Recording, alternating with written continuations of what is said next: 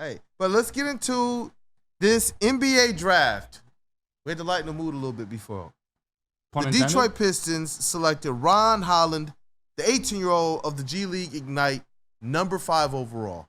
6'8", and I've heard some people say he's probably more like 6'7". Yeah. But he still has some room to grow. He's one of those guys that I don't believe his man weight has necessarily set in. When you talk His about man weight. the man weight, when you look Man at weight. Dalton Connect, 23 years old, when you look at Sadiq Bey, when the Pistons drafted him, you could tell that he was older. You could tell that man weight had set in. His body was a little bit more filled out. Ron Holland isn't there yet.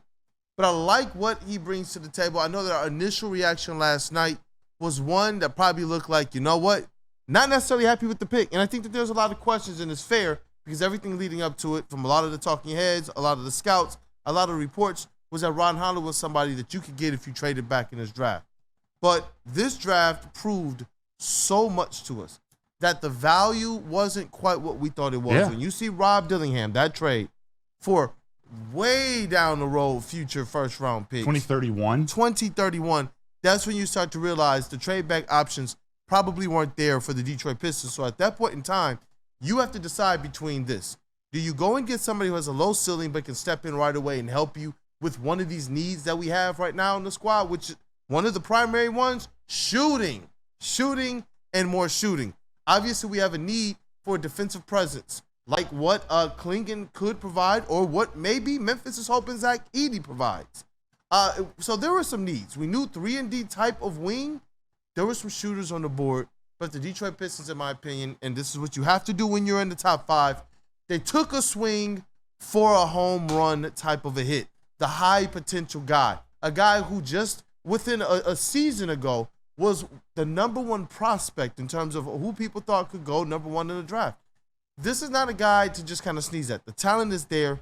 The only issue we talked about on the draft show as well, Ron Holland, was the shooting. But everything else is there. And he did this in the G League, not in college. Yeah, we'll get critical on him, but let's talk about the things that are good about his game. Let's talk about what we like, because he did do a lot of things while in the G League, leading up to the G League, becoming the top prospect in the nation. And he's a bucket at 18. Absolute bucket. Talk about his usage rate. Talk about some of the things he did playing in the G League against bigger guys. Against, I don't want to say grown men because there's still young kids in there too, but more developed guys. So he averaged 2.5 steals a game. I know you got some stuff prepared. Yeah. But he does have a lot good about his game, just not shooting, and we'll get to that. Yeah.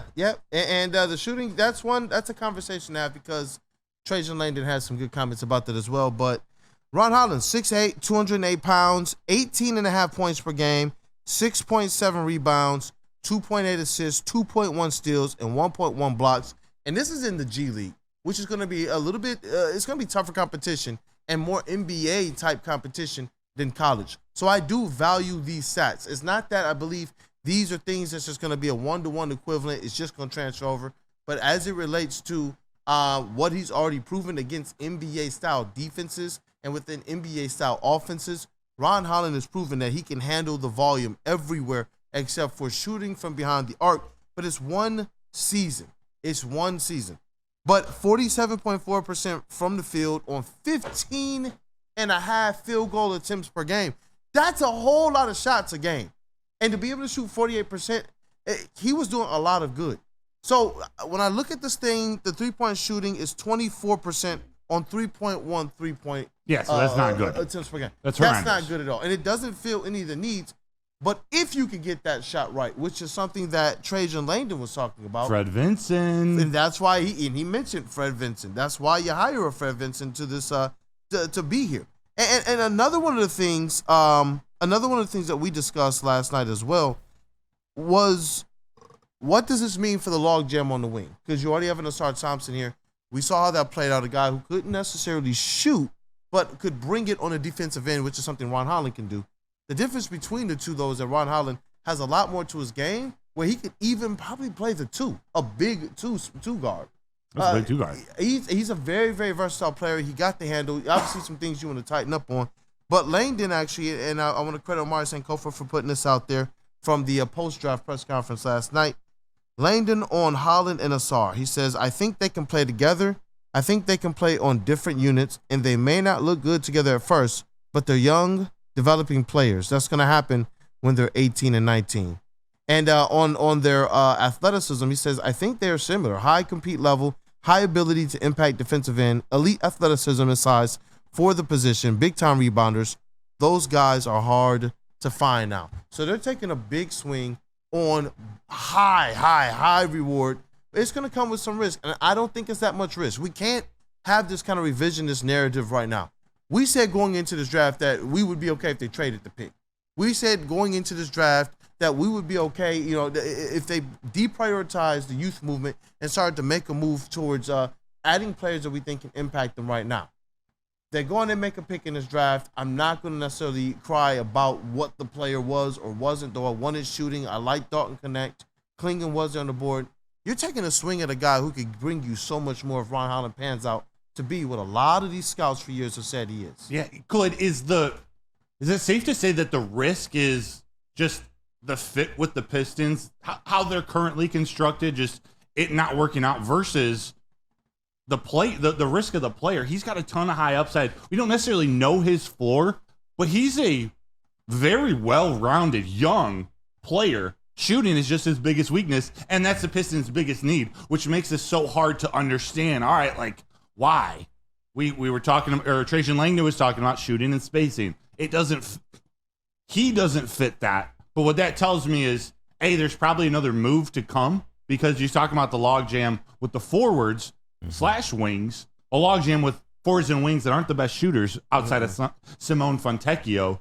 But if you do want to build a team that plays better defense, because they were so bad at defense last year, he's arguably the most complete defender, or at least maybe has the highest upside as a defender in this draft. He showed the best defense at the highest level of play that a prospect can play. Yeah. So I do subscribe to the notion that I would rather draft offense and coach defense, like try to bring out find a coach who can bring out that effort to play good defense. But it's like I'm trying to picture this if they didn't draft Asar Thompson last year, who I think of as somewhat of a similar player. Ron Holland's actually probably more developed, a better offensive player by far. I don't know. I like a lot about him. It's just hard to picture without another shooter on the team, without them going out and getting another shooter. But again, there are guys with what Sacramento did. Kevin Huerter might be on the block. Like Zach LaVine, if they make that trade, that automatically adds some shooting, some athleticism to that backcourt. So it's not a finished product. I can't get past the fact that he can't shoot. I'm trying to.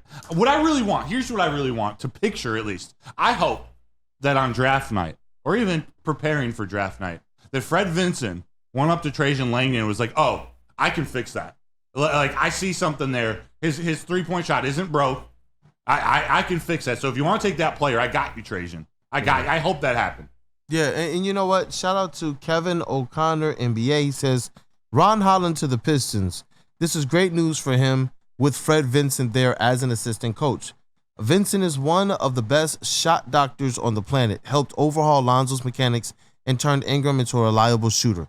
Made his biggest difference with Herb Jones. And you can find those stats out there. He helped people raise their percentages as much as 6 and 7% from behind the arc. And what I like about Ron Holland is this. He took a low amount of volume. Sometimes with a guy like that who shows to be able to have some offensive game, maybe if he takes 6 or 7 threes a game, like you saw with the Dalton Connect, maybe he finds that percentage get up to actually 30%. Because shooters like him generally get better as the volume increases.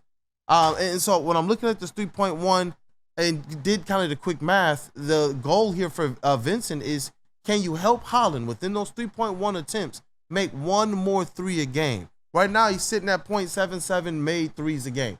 Can you help him get up to 1.8 made threes a game? And that's the 3-point percentage that you would like from Ron Holland if he's not going to shoot a high volume. And if he's going to shoot a high volume, can you make 2 of 6 threes a game? You know, when you look at the strides that they made with a guy like an Isaiah Stewart now, who is a reliable 3-point shooter, it does make me more optimistic about Ron Holland as the pick now, because I like everything else about Ron Holland. Everything else. We continue. When we even talked about him in the prep during Woodward Pistons during the morning show yesterday and after the draft, everything else is there. Yeah. That's why I continue to tee up the questions like, Is it just the three-point shooting that we're concerned with? Because this is not necessarily an Asar Thompson type of a pick to me. Right. This is a guy who's coming in that can handle the rock. This is a guy that can create his own offense. This is a guy that can get to the rim from the top of the key easily. This is a guy who, if you fall asleep, he's dunking on you. Like he can play make off of it. He has like this kind of natural feel and charisma. And then when he gets into kind of this ISO mode where he's kind of on one wing and putting his back to the basket and things, I'm seeing flashes of stuff that you can't teach. Yes. And so if all you have to really teach is the shooting mechanics, he has everything else, man. I can see why he was a former #1 overall prospect to be drafted into the NBA. So it's like I'm not going to scoff at Ron Holland.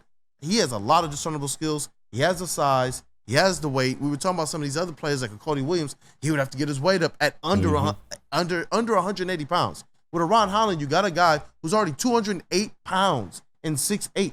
So when you're talking about defense, when you're talking about guys coming to the NBA and worrying about injury issues with some of these other guys, some of these guys being able to get pushed off of their marks and such, Ron Holland already kind of has the framework that you cannot teach, a skill set that you cannot teach. And the thing that he's lacking right now is something that you can teach. And the Pistons have some of the best people in the entire world at being able to teach this one skill, and that's outside shooting.